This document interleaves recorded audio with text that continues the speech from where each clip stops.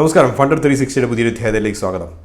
ഇന്നത്തെ വിഷയം എന്ന് പറയുന്നത് പെനി സ്റ്റോക്കുകളിൽ നിക്ഷേപിക്കാൻ പോകുന്നവർക്ക് വേണ്ടിയിട്ടുള്ള കുറച്ച് നിർദ്ദേശങ്ങളാണ്. അഥവാ നിങ്ങൾക്ക് പെനി സ്റ്റോക്കുകൾ നിക്ഷേപിക്കാൻ പോകുമ്പോൾ പ്രധാനമായും ശ്രദ്ധിക്കേണ്ട കുറച്ച് കാര്യങ്ങൾ. ഒരിക്കലും ഞാൻ പെനി സ്റ്റോക്കുകൾ നിർദ്ദേശിക്കാറില്ല. പെനി സ്റ്റോക്കുകൾ വാങ്ങിക്കാൻ ഞാൻ ഒരിക്കലും റെക്കമെൻഡ് ചെയ്യാറില്ല. അതേസമയം പലപ്പോഴും പലർക്കും ആകർഷകമായി തോന്നുന്നത് പെനി സ്റ്റോക്കുകളാകാം. അതേസമയം അങ്ങനെയുള്ളവർക്ക് വേണ്ടി ഈയൊരു എപ്പിസോഡ് വളരെ ഉപകാരപ്രദമായേക്കാം. അവരുടെ പണം കണ്ടമാനം പോകാതിരിക്കാനും അഥവാ പോയാൽ തന്നെ ഒരു റിസ്ക് മാനേജ്മെൻറ്റ് മിറ്റിഗേഷൻ എന്ന രീതിയിലും ഈ ഒരു എപ്പിസോഡ് വളരെയധികം ഉപയോഗപ്പെട്ടേക്കാം. ഒന്നാമത്തെ കാര്യം മറ്റൊന്നുമല്ല, നിങ്ങളുടെ പോർട്ട്ഫോളിയോയുടെ ഒരു 5% കൂടുതൽ നിങ്ങൾ ഒരിക്കലും പെനി സ്റ്റോക്കുകൾ നിക്ഷേപിക്കരുത്. 5% തന്നെ വളരെ അധികമാണ്. അത്യാഗ്രഹം കാരണം കുറേ നിക്ഷേപിച്ച് 100 ഇരട്ടിയോ 1000 ഇരട്ടിയോ അതിൽ തിരിച്ചു ലഭിച്ചേക്കാം എന്നുള്ള ഒരു പ്രത്യാശയുടെ മുകളിൽ കുറേ കൊണ്ടുപോയി നിങ്ങൾ നിക്ഷേപിക്കാൻ നിൽക്കരുത്. ഇതൊരു ലോട്ടറി എടുക്കുന്നത് പോലെ മാത്രം നിങ്ങൾ കണക്കാക്കി നിക്ഷേപിക്കുക. കാരണം പെനി സ്റ്റോക്കുകളുടെ ഫിനാൻഷ്യൽ നമ്പേഴ്സ് പലപ്പോഴും നിങ്ങളെ വഞ്ചിതരാക്കിയേക്കാം. അതുകൊണ്ട് ആ നമ്പേഴ്സ് മാത്രം നോക്കി നിങ്ങളതിൽ നിക്ഷേപിക്കാൻ പോകരുത്. രണ്ടാമത്തെ കാര്യം എന്ന് പറയുന്നത്, നിങ്ങൾ നിക്ഷേപിക്കുകയാണെങ്കിൽ നിങ്ങൾ കുറേ പെനി സ്റ്റോക്കുകളിൽ നിക്ഷേപിക്കുക. പലരും പറയുന്നത് കേട്ടിട്ടുണ്ടാവും, നിങ്ങൾ നിക്ഷേപിക്കുകയാണെങ്കിൽ വളരെ നല്ല 1-2 പെനി സ്റ്റോക്കുകൾ നിക്ഷേപിക്കുകയാണ്. അങ്ങനെയല്ല. നിങ്ങൾ നിക്ഷേപിക്കുന്നുണ്ടെങ്കിൽ നിങ്ങൾ കഴിയുന്നിടത്തോളം പെനി സ്റ്റോക്കുകളിൽ നിങ്ങൾ നിക്ഷേപിക്കാൻ ശ്രമിക്കുക.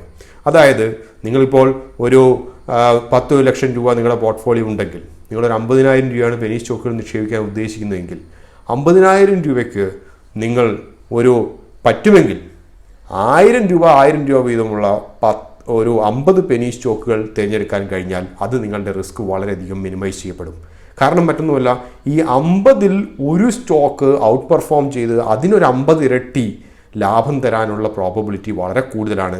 നിങ്ങൾ 2 പെനി സ്റ്റോക്കുകൾ 25,000 രൂപയ്ക്ക് എടുത്തിട്ട് ആ 2 എണ്ണത്തിൽ 1 ഇരട്ടിയാകുന്നതിനേക്കാൾ. പെനി സ്റ്റോക്കുകളുടെ ഒരു നേച്ചർ അതാണ്. അതുകൊണ്ട് നിങ്ങൾ അലോക്കേറ്റ് ചെയ്ത ഫണ്ട്സിൽ പരമാവധി കൂടുതൽ പെനി സ്റ്റോക്കുകൾ ഇൻക്ലൂഡ് ചെയ്യാൻ ശ്രമിക്കുക. കുറച്ച് പെനി സ്റ്റോക്കുകൾ കൂടുതൽ പണത്തിന് നിക്ഷേപിക്കാതിരിക്കുക. മൂന്നാമത്തെ പ്രധാനപ്പെട്ട കാര്യം മറ്റൊന്നുമല്ല, നിങ്ങൾ പെനി സ്റ്റോക്കുകൾ വാങ്ങിച്ചിട്ട് അവിടെ കുറേ വർഷം കഴിഞ്ഞിട്ട് ഞാൻ ചെന്ന് നോക്കുമ്പോൾ കുറേ ഇരട്ടിയായി മാറിയിരിക്കാം എന്ന പ്രത്യാശയിലും പ്രതീക്ഷയിലും ഇരിക്കരുത്. അതെല്ലാം ലാർജ് ക്യാപ്പ് സ്റ്റോക്കുകളിലെയും ഫണ്ടമെൻ്റൽസ് വളരെ സ്ട്രോങ് ആയിട്ടിരിക്കുന്ന സ്റ്റോക്കുകളിൽ മാത്രം സംഭവിക്കുന്ന കാര്യങ്ങളാണ്. പെനി സ്റ്റോക്കുകൾ നിങ്ങൾ ദൈനംദിനം ദിവസവും നിങ്ങൾ മോണിറ്റർ ചെയ്തുകൊണ്ടിരിക്കണം.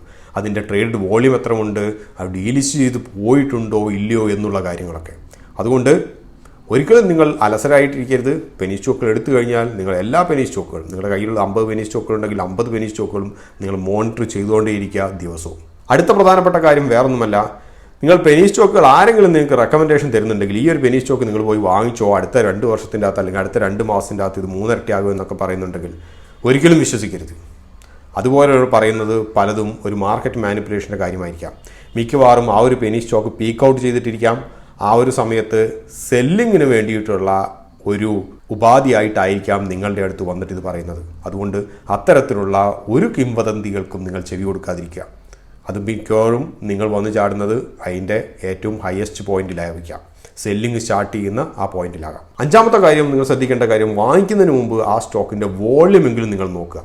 കാരണം ബാക്കിയുള്ള ഫിനാൻഷ്യൽ നമ്പേഴ്സൊക്കെ മിക്കവാറും നിങ്ങൾ കണ്ടാൽ വഞ്ചിതരാകും. കാരണം ഫിനാൻഷ്യൽ നമ്പേഴ്സ് പെനി സ്റ്റോക്കുകളുടെ എല്ലാം കുറേയൊക്കെ മാനിപ്പുലേറ്റഡ് ആണ്.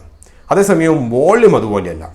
അപ്പോൾ നിങ്ങൾ ഉറപ്പാക്കേണ്ട ഒരു കാര്യം, ഇത് വളരെ സുസ്ഥിരമായി കൺസിസ്റ്റൻ്റ് ആയിട്ട് കഴിഞ്ഞ അറ്റ്ലീസ്റ്റ് ഒരു വർഷമായിട്ടെങ്കിലും ഇത് നല്ല വോള്യത്തിൽ എക്സ്ചേഞ്ചിൽ ട്രേഡ് ചെയ്യുന്നുണ്ടെന്ന് ഉറപ്പാക്കുക. മറ്റൊന്നും കൊണ്ടല്ല, നിങ്ങൾക്ക് ഏതെങ്കിലും ഒരു ദിവസം ഇതിൻ്റെ അകത്ത് നിന്ന് എക്സിറ്റ് ചെയ്യണമെന്ന് തോന്നിയാൽ, വളരെ ചുരുങ്ങിയ പൈസയ്ക്കാണെങ്കിൽ പോലും എക്സിറ്റ് ചെയ്യണമെന്ന് തോന്നിക്കഴിഞ്ഞാൽ അതിന് ഒരു ലിക്വിഡിറ്റി ഉണ്ടാകണം. നിങ്ങൾക്കതിന് കഴിയണം. ഇല്ലാതെ ദിവസവും 1-2 മാത്രം ട്രേഡ് ചെയ്യുന്ന ഒരു സ്റ്റോക്ക് ആയിക്കഴിഞ്ഞാൽ നിങ്ങൾ അതിൻ്റെ അകത്ത് എലിക്കണിക്കകത്ത് പെട്ടതുപോലെ കുടുങ്ങിപ്പോകും. ആറാമത്തെ പോയിന്റ് മറ്റൊന്നുമല്ല, ഒരിക്കലും നിങ്ങൾ പെനി സ്റ്റോക്ക് വാങ്ങിച്ച് അത് താഴേക്ക് പോകുന്നുണ്ടെങ്കിൽ ആവറേജ് ചെയ്യാൻ ശ്രമിക്കരുത്. പെനി സ്റ്റോക്കിന് ആവറേജ് എന്ന് പറയുന്ന ഒരു പോളിസി ഇല്ല. താഴോട്ട് പോകുന്നതിനെ വിട്ടേക്കുക, മുകളിലേക്ക് പോകുന്നത് മോശമില്ലാത്ത ഒരു ഡീസൻറ്റ് റിട്ടേൺസ് കിട്ടിക്കഴിഞ്ഞാൽ അതിനകത്ത് എക്സിറ്റ് ചെയ്യാൻ നോക്കുക. അതുകൊണ്ട് ആവറേജിംഗ് എന്ന് പറയുന്ന ഒരു പോളിസി നിങ്ങൾ ഒരിക്കലും പെനി സ്റ്റോക്കുകളുടെ മുകളിൽ അപ്ലൈ ചെയ്യരുത്. അടുത്ത പോയിന്റ് എന്ന് പറയുന്നത്, നിങ്ങൾ എപ്പോഴും മാർക്കറ്റിന് മുകളിൽ കണ്ണു വെച്ചേക്കാം. മാർക്കറ്റ് ഒരു ബെയർ മാർക്കറ്റ് റാലിയിലേക്ക് മറ്റോ പോകാൻ തുടങ്ങുകയാണെങ്കിൽ ആദ്യം അത് കാര്യമായി ബാധിക്കുന്നത് പെനി സ്റ്റോക്കുകളിലായിരിക്കും.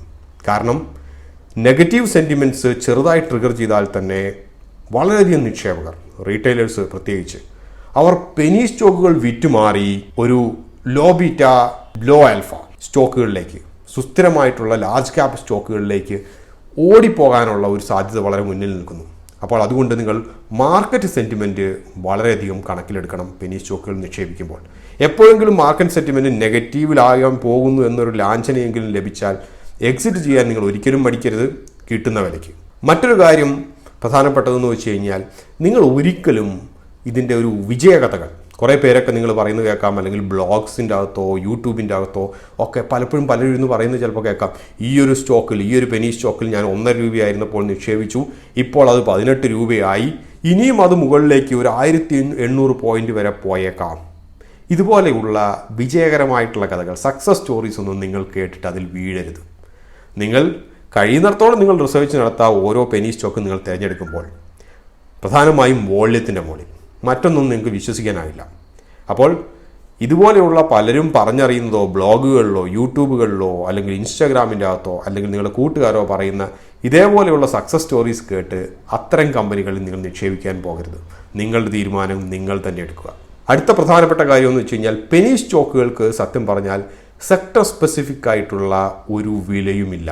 ഉദാഹരണമായിട്ട് പറയുകയാണെങ്കിൽ, നിങ്ങളിപ്പോൾ കണക്ക് കൂട്ടുന്നത് അടുത്ത ഒരു 5 വർഷത്തേക്ക് IT സ്റ്റോക്കുകളെല്ലാം നല്ല രീതിയിൽ മുൻപോട്ട് പോകുമെന്നാണ്. അപ്പോൾ നിങ്ങൾക്ക് തോന്നും അങ്ങനെയാണെങ്കിൽ എന്നാൽ പിന്നെ ഒരു പെനി സ്റ്റോക്ക് IT മേഖലയിലുള്ള ഒരു പെനി സ്റ്റോക്ക് വാങ്ങിച്ചാൽ മതി. ആ ഒരു സെക്ടർ അതുപോലെയുള്ളൊരു ബുള്ളിഷ് സെക്ടറാണെന്ന് നിങ്ങൾ കരുതുന്ന സെക്ടറിലുള്ള പെനി സ്റ്റോക്കുകളിൽ നിങ്ങൾ ഒരിക്കലും ഇൻവെസ്റ്റ് ചെയ്യരുത്.